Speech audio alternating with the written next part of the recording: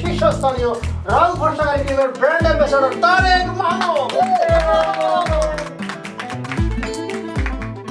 পরীক্ষার হলে সবচেয়ে আজব বিষয় কি জানেন? জানি সাদা খাতা জমা দিয়ে আইছি, এরপরও আল্লাহ এবারের মতো পাশ করায় দাও। Hi guys, welcome, this is Tareq Mahmud. আচ্ছা, ছোটবেলায় যখন পরীক্ষা দিতে যাইতাম, হ্যাঁ, রাতে মানে খাওয়া ঘুম সব উড়ে যাইতো। হ্যাঁ, সকালে ওরকম না খায় চলে যেতাম পরীক্ষার হলে। কিন্তু আমার ক্ষুধা লাগতো যা পরীক্ষার হলে যায়। না না, না খায় গেছি ওই জন্য না, আর আমি দেখতাম আমার সামনে আমার স্যার ম্যাডাম সিঙ্গারা সমোসা খাচ্ছে। আর পরীক্ষার হলে এই স্যার ম্যাডামদের, এদের স্যার ম্যাডাম কে বলে ভাই? ওদের বর্ডার গার্ড বলা উচিত, বর্ডার গার্ড। এদেরকে বর্ডারে পাঠান, একটাও শত্রুর দেশে ঢুকবে না নে।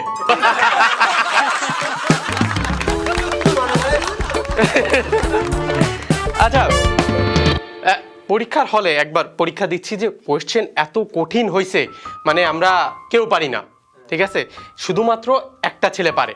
তা আমরা ওরা সবাই বুদ্ধি দিছি, এক কাজ কর, তুই ওয়াশরুমে যায় লিখে দিয়ে আয়, আমরা সবাই এক এক করে যাব, দেখে চলে আসবো। ওয়াশরুমে গেছে, লিখে দিয়ে আসছে, আমরা গেছি সবাই এক এক করে দেখে আসছি, তারপরেও সবাই ফেল। কারণ ছেলেটা ছিল 6 ফুট লম্বা, ও এত উপরে লেখছে কেউ দেখতেই পারে নাই। আচ্ছা, এত নয় গেল স্কুল কলেজের কথা, এরপরে আসে আমাদের ভার্সিটি অ্যাডমিশন। এই অ্যাডমিশনে ভাই মানে আজব আজব কোয়েশ্চেন করে। একবার একটা কোয়েশ্চেন আসছে যে একটা বানর একটা তৈলাক্ত বাঁশ বায়ে উঠতিছে, 10 মিটার একটা তৈলাক্ত বাঁশ, বানরটা 1 লাফে 2 মিটার ওঠে, আবার 1 মিটার নিচে নামে। আমার কথা হয়েছে ভাই, বানর কেন উঠতিছে ওই বাঁশ বায়ে? আর মানে উঠেও কোথায় যাচ্ছে? এত তেল ওই বাঁশে লাগাইছে কে? আর ওই উপরে যায় মানে করতে চায় কি? ওই তৈলাক্ত বাঁশের উপরে যায় বসবে, কেমনে বসবে?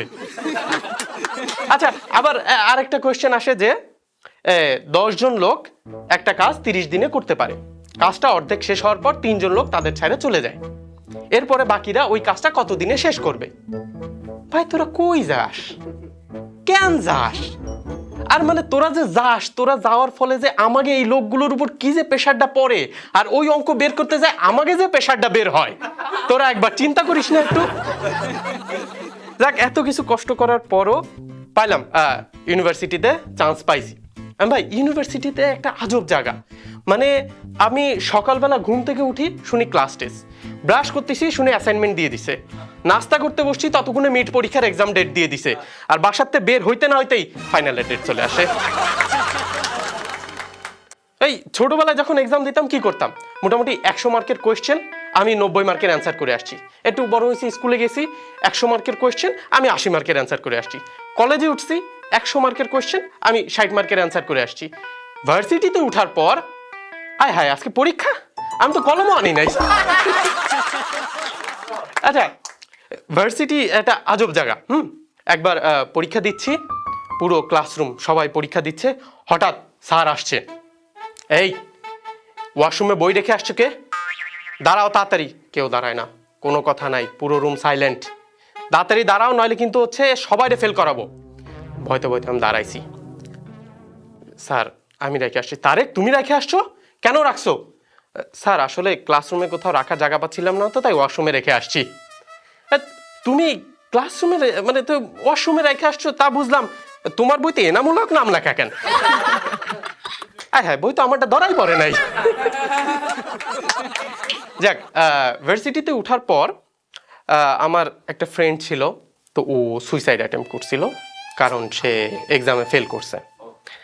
তো মরার আগে ও একটা সুইসাইড নোট লিখে গেছিল ওর বাপের উদ্দেশ্যে, 3 পৃষ্ঠার।